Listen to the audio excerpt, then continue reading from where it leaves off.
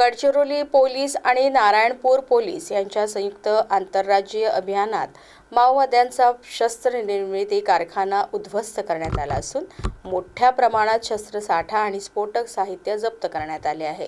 आत्मसमर्पित माओवाद्यांकडून मिळालेल्या गोपनीय माहितीच्या आधारे ही कारवाई करण्यात आली.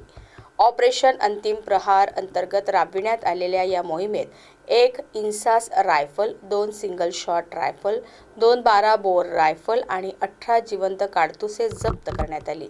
तसेच 25 किलो IED स्फोटक, 2 क्लेमोर, 110 डेटोनेटर, कॉर्टेक्स वायर, 500 पेक्षा अधिक BGL shell, 7 BGL launcher, 3 tube launcher आणि शस्त्र निर्मितीसाठी वापरली जाणारी lathe machine, motor grinder machine, inverter, battery, solar plate आदी साहित्यही हस्तगत करण्यात आले.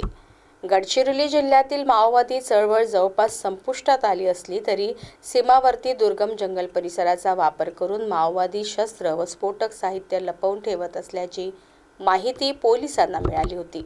सुरक्षा दलांवर घातपात करण्याच्या उद्देशाने हे साहित्य वापरले जात असल्याचे तपासात समोर आले आहे. पोलीस अधीक्षक M.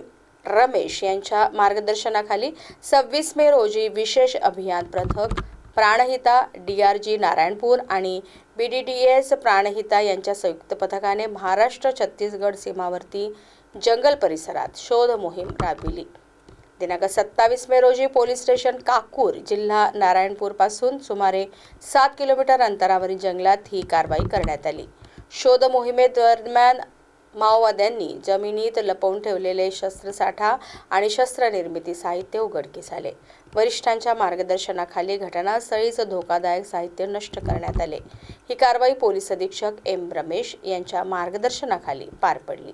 या मोहिमेत सहभागी जवानांचे पोलीस अधीक्षकांनी विशेष कौतुक केले आहे.